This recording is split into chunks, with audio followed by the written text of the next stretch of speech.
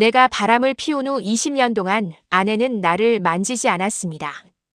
은퇴하고 그녀와 함께 건강검진을 받으러 갔다가 의사가 알려준 숨겨진 병을 듣고 저는 그 자리에서 무너져 통곡했습니다.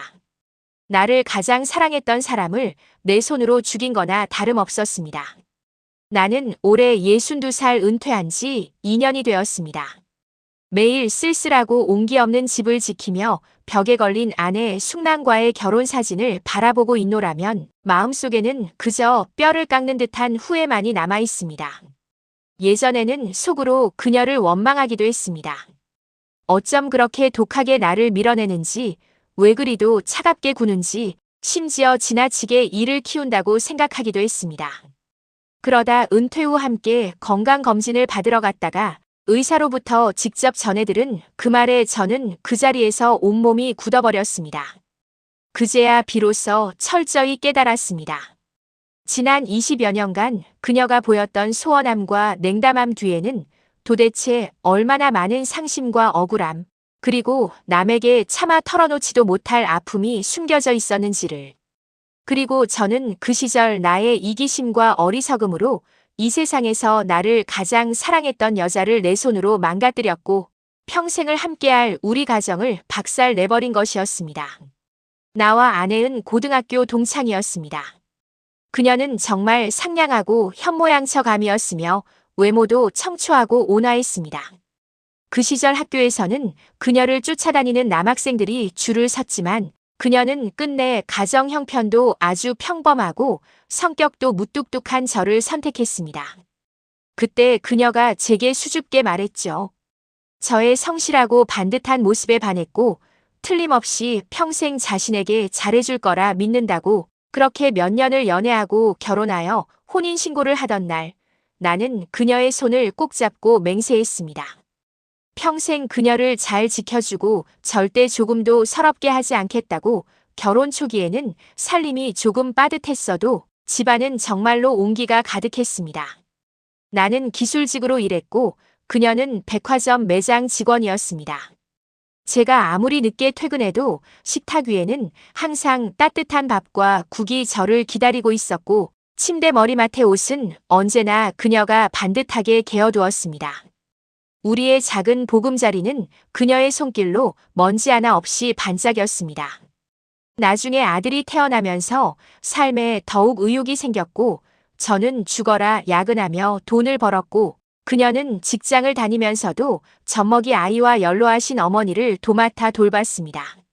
속으로는 아무리 힘들고 괴로워도 그녀가 불평 한마디 하는 것을 나는 단 한 번도 들어본 적이 없었습니다. 어느덧 40살이 되던 해였습니다. 그때 공장 실적이 유난히 좋아 현장 과장까지 승진했고 외부의 교제와 접대가 늘어났습니다. 바로 그 시절에 저는 공장에 새로 입사한 젊은 여자 격리 직원을 알게 되었습니다. 그녀는 젊고 예뻤으며 입담도 좋고 처세술도 능해 저만 보면 먼저 다가와 말을 걸곤 했습니다. 그러다 점점 저는 그녀의 달콤함에 빠져 완전히 정신을 놓고 바보 같은 짓을 저질렀습니다. 그 시절 아내에게 했던 약속을 모조리 잊어버린 채 용서받을 수 없는 엄청난 잘못을 저지른 것입니다. 처음에는 조심스러워서 매일 야근 같은 온갖 핑계를 대며 집에 늦게 들어갔고 마음 한구석에는 아내에 대한 약간의 죄책감이 남아 있었습니다. 하지만 시간이 갈수록 그런 죄의식은 점점 옅어졌고 오히려 저는 속으로 아내는 늙고 볼품없으며 삶의 멋을 모른다며 젊은 여직원과의 다정함과 부드러움에 비교하며 아내를 무시하기까지 하였습니다. 그러나 결국 잘못된 행동은 숨길 수 없는 것으로 점점 나의 이상한 행동과 반응을 아내는 눈치를 채면서 의심을 하였습니다. 어느 날 술이 진탕 취해 집에 돌아왔습니다. 옷에서는 향수 냄새가 배어 있었고 주머니 속에서 그녀에게 선물하려던 립스틱이 떨어져 나왔습니다. 아내는 말없이 그 립스틱을 줍고는 고개를 돌려 저를 바라봤습니다. 그 눈빛에는 충격과 믿기지 않는다는 표정이 가득했습니다. 그때 그녀는 저에게 울고불고 난리를 치지도 화를 내며 따지지도 않았습니다. 그저 조용히 나를 응시하는데 그 눈빛에 저는 속으로 완전히 겁을 먹었습니다. 이젠 정말 숨길 수 없겠다는 걸 직감하고 저는 아예 배째라 식으로 바람 피운 사실을 시인해버렸습니다. 당연히 아내가 화를 내고 싸우거나 이혼하자는 말을 할 줄 알았습니다. 그러나 아내는 오랜 침묵에 잠겼다가 마침내 무미건조한 딱 한마디를 던졌습니다. 당신 먼저 나가요. 나 혼자 좀 있고 싶으니까. 그 어떤 감정도 느껴지지 않는 평온한 말투에 나는 오히려 등골이 서늘하게 소름이 돋았습니다. 바로 그날 이후 우리 가정은 완전히 침묵 속으로 가라앉았습니다. 아내는 여전히 의무적으로 식사와 빨래를 하고 집안일을 챙겼지만 그 후로 단 한 번도 나에게 미소를 보인 적이 없었습니다. 집안에서는 예전의 웃음소리는 사라지고 오직 죽음처럼 차가운 기운만이 감돌았습니다. 제가 가장 신경 쓰이고 비뚤어졌던 부분은 그녀가 그 이후로 다시는 자신에게 손끝 하나 떼는 것을 허락하지 않았다는 점입니다. 깊은 밤 제가 몸을 뒤척여 아내에게 가까이 다가가기만 하면 아내는 꼭 감전된 것처럼 곧바로 몸을 멀찍이 빼며 피했습니다. 그 눈빛에는 거리낌 없는 저항과 혐오가 가득했습니다. 나중에는 아예 이불과 베개를 챙겨 아들 방으로 들어가 버리며 저와는 완전히 각방을 쓰는 냉전 생활에 돌입했습니다.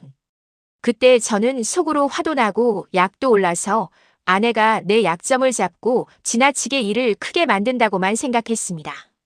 그저 세상 남자들이 다 한 번쯤은 저지를 수 있는 실수 아니냐고. 게다가 나는 그 여자 때문에 당신과 이혼할 생각도 없다고. 그런데 이렇게까지 매몰차게 나올 필요가 있냐는 식이었습니다. 이 일로 나는 아내와 몇 번이고 크게 싸웠고 거실에서 남자의 고충을 이해 못한다고 냉혹하다고 소리치며 막말과 협박까지 서슴지 않았습니다. 하지만 아내는 나의 고함에 맞서 한마디도 하지 않거나 아니면 차갑게 한마디 할 뿐이었습니다.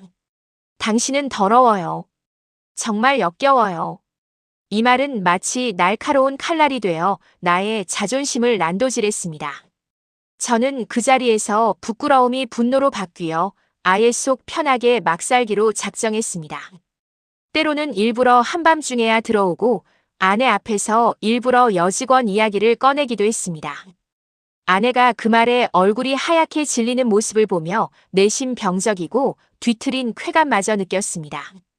아들은 그때 고등학교를 다녔는데 집안 분위기가 심상치 않다는 걸 이미 알고 은근히 저를 여러 번 찾아와 어머니께 가서 잘못을 빌고 다시 사이좋게 지내라고 말을 하기도 했습니다.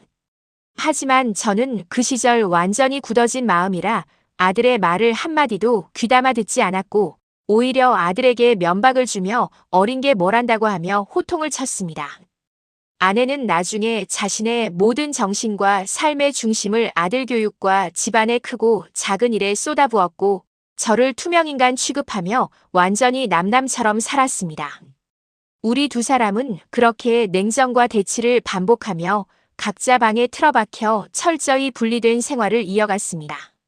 집안은 온기가 없는 빈둥지처럼 변해 나는 내 방, 아내는 그녀의 방에서 지내며 꼭 필요한 의례적인 짧은 집안 대화. 몇 마디를 제외한 두 사람 사이의 대화는 거의 없었습니다. 이렇게 남남처럼 살아가다 어쩌다 보니 무려 20년이 훨씬 넘게 이어져 버렸습니다. 이기나긴 20여 년 세월 속에서 나는 아내가 하루하루 늙어가는 모습을 지켜봤습니다. 머리칼은 희끗희끗해지고 눈가의 주름은 늘어났으며 허리도 점점 굽어져 걸음걸이 마저 달라졌습니다. 아내는 나에게 냉담했지만 습관적으로 집안을 언제나 깔끔하게 정리했고 나와 아들의 생활 속 필요들을 빈틈없이 챙겼습니다. 매일 입어야 할 옷과 양말은 항상 깨끗하게 다려져 있었고 내가 좋아하는 몇 가지 반찬도 잊지 않고 챙겨줬습니다. 심지어 제가 감기에 걸려 앓을 때면 아내는 말없이 주방에서 약을 다려주고 침대 옆에서 나를 간호해주기까지 했습니다. 하지만 단 하나 그녀는 끝끝내 나에게 단 한순간의 친밀함조차 다시는 보이지 않았습니다. 내가 손을 잡는 것도 살짝 스치기만 하는 것도 용납하지 않았습니다. 아들이 장성하여 원위치로 돌아온 잠자리에서는 언제나 나와 가장 먼 거리를 두었고 눈동자 깊은 곳에는 지워지지 않는 소원함이 영원히 자리 잡고 있었습니다. 내 마음속 그 불균형한 원망의 감정은 시간이 흐르면서 점차 무감각으로 변했고 나중에는 말로 설명할 수 없는 허탈감이 되어버렸습니다. 그동안 입을 열어 잘못을 빌고 지난날의 과오를 보상하려는 마음이 없었던 것은 아닙니다. 하지만 매번 목구멍까지 올라와도 그놈의 체면과 자존심 때문에 막혔습니다. 동시에 이미 평생의 절반 이상을 살아왔는데 이제 와서 묵은 감정을 끄집어내봐야 무슨 소용 있겠냐는 생각도 들었습니다. 그저 이대로 서로에게 기대어 목숨만 부지하며 살다가 늙어 몸도 못 움직일 때 곁에 있어주는 정도면 족하다고 여겼습니다. 아들이 대학을 졸업하고 결혼해 가정을 이룬 뒤에도 은근히 몇 번이나 우리 두 사람에게 예전의 응어리를 풀고 잘 지내보라고 권했습니다. 하지만 그럴 때마다 아내는 어쩔 수 없다는 쓴웃음만 지었고 나 또한 고개 숙여 침묵할 수밖에 없었습니다. 어떤 감정의 상처는 한번 마음에 칼집을 내고 나면 정말로 평생을 가도 되돌릴 수 없는 법이었습니다. 제가 신아홉 되던 해 공장에서 정년 퇴직을 했고 아내도 이미 백화점에서 퇴직한 뒤였습니다. 은퇴 후의 삶은 무척 한가로웠지만 일이라는 의지처가 사라지자 집안의 적막함은 더욱 사람을 불안하게 만들고 무서울 지경이었습니다. 나와 아내는 매일 집에서 각자의 하루를 보냈습니다. 아내는 이른 아침 전통시장에 장을 보러 가고 공원에 가서 운동을 하고 집에 돌아와 베란다에서 화분을 가꿨습니다. 나는 밖으로 나가 오래된 이웃과 장기를 두거나 소파에 틀어박혀 TV나 봤습니다. 우리 두 사람은 하루가 다가도록 서너 마디 말조차 나누지 않는 날이 허다했습니다. 그러다 아내는 겉보기는 비교적 건강해 보였지만 다만 어쩐 일인지 그녀의 안색은 몇 년째 계속 창백하고 무척 기운이 없어 보였습니다. 아들과 상의 끝에 건강검진을 해봐야겠다고 마음먹고 나는 억지로 아내를 끌고 같이 가자고 했습니다. 온갖 핑계를 대고 면지를 가지 않겠다는 아내를 끈질기게 회유하고 설득한 끝에 마지못해 병원에 함께 갔습니다. 검사 당일 크고 작은 각종 검사는 별 탈 없이 진행됐습니다. 그때만 해도 저는 그저 철없이도 그저 나이가 들어 체력이 떨어진 거려니 하고 대수롭지 않게 생각했습니다. 그러다 모든 검사 결과가 나오고 나와 아내는 진료실에 들어가 의사의 상담을 받게 되었습니다. 의사는 아내의 검진 결과를 모니터하며 미간을 점점 더 찌푸리더니 갑자기 심각한 얼굴로 아내에게 물었습니다. 오랫동안 수면의 질이 매우 나빴는지 자주 가슴이 답답하고 숨이 막히며 심지어 이유 없이 불안하고 가슴이 두근거리는 증상이 있었는지 의사는 거기서 더 나가 무거운 어조로 생활에서 받는 스트레스가 너무 커서 장기간 극도로 억압되고 불안한 정신 상태에 놓여 있던 것은 아닌지 물었습니다. 아내는 묵묵히 고개를 끄덕이며 다소 힘없는 목소리로 대답했습니다. 지난 20년 동안 단 하루도 편안히 잠들어 본 적이 없으며 밤마다 불안하여 쉽게 잠에서 깨어나고 가슴은 항상 큰 돌덩이가 눌러앉은 것처럼 답답하며 때때로 갑자기 심장이 빨리 뛰어 불안하기까지 하다고 의사는 그 말을 듣고 깊은 한숨을 내쉬었습니다. 그리고는 고개를 돌려 저를 똑바로 바라보며 말했습니다. 남편분, 부인의 이 상태는 아주 좋지 않습니다. 오랜 기간 감정을 지나치게 억누르고 정신적으로 극도로 팽팽한 긴장 상태가 지속되어 내분비 교란이 온 것입니다. 그리고 지금은 아주 심각한 유방 증식증과 더불어 심장에도 가벼운 손상이 보이기 시작했습니다. 가장 심각한 것은 정신 건강 상태입니다. 장기간 중증 우울 증세를 보이고 있어요. 이 병의 씨앗은 결코 하루아침에 생긴 게 아니라 오랜 세월 조금씩 몸에 쌓여온 손상입니다. 이건 부인이 오랫동안 겪어온 감정적, 정신적 고통과 100% 직결되어 있습니다. 잘 생각해 보세요. 사람이 오래도록 모든 억압과 서러움, 괴로움을 마음속 깊이 삭히기만 하고 풀어내거나 터놓을 통로가 전혀 없다면 이건 마음을 갉아먹는 것을 넘어 육체를 직접적으로 무너뜨리는 일입니다. 만약 이대로 계속 이 상태가 이어진다면 그 결과는 정말 감당하기 어려울 것입니다. 의사의 말이 끝나기도 전에 저는 마치 갑자기 벼락이라도 맞은 것처럼 그 자리에서 얼이 빠져버렸고 뒷머리를 얻어맞은 것처럼 새하얘졌습니다. 나는 한동안 아무 반응을 할 수 없었습니다. 저는 떨리는 손으로 고개를 돌려 옆에 있는 아내를 바라봤습니다. 아내는 그때 고개를 깊이 숙인 채 두 눈이 충혈되어 있었고 닭똥 같은 눈물이 말없이 뚝뚝 떨어지고 있었습니다. 지난 20년간 우리가 아무리 심하게 싸워도 나는 아내가 내 앞에서 눈물 한 방울 흘리는 것을 본 적이 없었습니다. 20년 전 내가 직접 바람핀 사실을 인정하는 날조차도 아내는 극도로 냉정했고 울지조차 않았습니다. 그런데 바로 지금 이 순간 아내의 눈물은 마치 끊어진 구슬처럼 뚝뚝 차가운 진료실 바닥에 사정없이 떨어지고 있었고 동시에 무거운 망치가 되어 내 이기적인 심장을 그대로 내리치는 듯 했습니다. 나는 지난 20여 년간의 모든 무감각함과 모든 요행심리가 찰나에 산산이 부서져 재가 되어 날아갔고 마음속에는 끝없는 후회와 죄책감만이 밀려왔습니다. 저는 그 순간에야 비로소 완전히 깨달았습니다. 아내가 지난 20여 년간 내가 자신을 만지는 것을 거부한 것은 절대 아내가 매정에서도 냉담에서도 하물며 지난 일을 붙잡고 과장해서고 아니라는 사실을 그 시절 내가 안겨준 그 배신의 상처 때문에 아내는 영혼 깊은 곳에서부터 나를 역겹게 느끼고 극심한 고통과 철저한 절망에 빠졌던 것입니다. 그때 내가 저지른 외도라는 그 말도 안 되는 짓은 마치 온통 가시가 박힌 독침이 되어 아내의 심장 가장 깊숙한 곳을 깊이 그리고 세게 찔러 넣은 거였습니다. 뽑을 수도 그대로 둘 수도 없는 지경이 되었습니다. 그날 이후 나의 일상은 완전히 뒤바뀌었다. 이제 집안의 적막함은 불안을 넘어 피가 마르는 공포가 되었다. 나는 매일 아침 눈을 뜰 때마다 안방 문 너머로 아내의 숨소리를 확인하는 것으로 하루를 시작한다. 혹여 그 가냘픈 숨줄기가 밤새 끊어지기라도 했을까봐 문고리를 잡은 손이 매번 사시나무 떨듯 떨린다. 아내의 무너진 육체를 가꾸는 것은 오롯이 나의 몫이 되었다. 하지만 그 과정은 잔혹한 형벌과도 같다. 의사가 처방해준 한 움큼의 알약들을 들고 갈 때마다 나는 아내의 침대 머리맡에서 죄인처럼 무릎을 꿇는다. 약을 건네는 내 손끝이 아주 살짝이라도 아내의 손가락에 스치면 아내는 반사적으로 온몸을 움츠리며 고개를 돌린다. 여전히 내 손길은 아내에게 끔찍한 오물이자 발작을 일으키는 자극제였다. 미안해, 내가 잘못했어. 정말 미안해. 피를 토하듯 서러운 고백을 목구멍 밖으로 끄집어내보지만 아내는 그저 초점 없는 눈으로 허공을 응시할 뿐이다.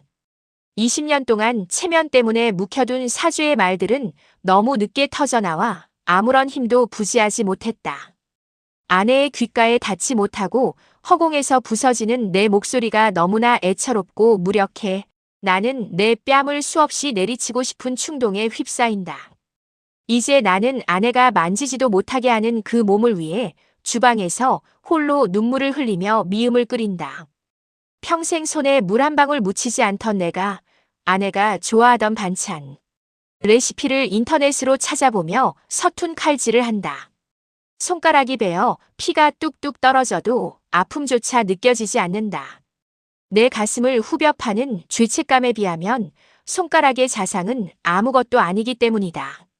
정성껏 차린 상을 들고 방으로 들어가면 아내는 내가 차린 음식을 몇 숟가락 뜨지도 못하고 가슴을 쥐어뜯으며 헛구역질을 한다. 장기간 극도로 억압된 스트레스 탓에 위장마저 제 기능을 잃은 것이다.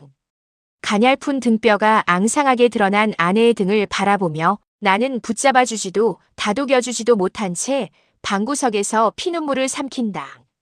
내가 다가가면 아내의 심장이 더 가쁘게 뛸 것을 알기에 나는 그저 멀찍이 서서 내 무능함과 과거의 죄악을 온몸으로 두들겨 맞을 뿐이다. 오후가 되면 나는 아내가 베란다에서 키우던 화분들을 대신 가꾼다. 시들어가는 잎사귀에 물을 주며 마치 이 식물들이 살아나면 아내의 가슴속 멍울도 조금은 녹아내리지 않을까 하는 미련하고도 애처로운 기도를 올린다. 밤이 되면 아들이 찾아와 내 어깨를 붙잡고 같이 울지만 나는 아들의 위로를 받을 자격조차 없는 짐승이라는 생각에 그 손을 뿌리친다. 과거에 어린 아들이 찾아와 잘못을 빌라고 했을 때 호통을 치며 면박을 주었던 내 오만함이 떠올라 아들의 얼굴을 보는 것조차 지옥 같다. 깊은 밤 불 꺼진 거실 소파에 홀로 앉아 안방 문틈으로 새어나오는 희미한 불빛을 본다. 오늘도 아내는 가슴에 얹어진 거대한 돌덩이와 싸우며 잠들지 못하고 뒤척이고 있을 것이다. 가서 안아주고 싶다. 손을 잡고 내 심장을 찢어서라도 그 안의 독침을 빼내주고 싶다. 하지만 내가 다가가는 것 자체가 아내에게는 가장 큰 폭력임을 알기에 나는 차가운 것이 바닥에 이마를 댄 채 홀로 오열한다. 평생을 바쳐 나를 증오하고 스스로를 파괴해야 했던 아내의 슬픔을 나는 이제야 겨우 룸메이트가 아닌 가해자의 시선으로 바라보고 있다. 되돌릴 수 없는 세월의 칼날 위에서 나는 매일 밤 아내의 죽어가는 영혼을 지켜보며 피 말리는 처벌을 받고 있다. 아내의 몸과 마음의 병을 어떻게 치유해 줄 수 있을까요? 구독과 좋아요 부탁드립니다. 고맙습니다.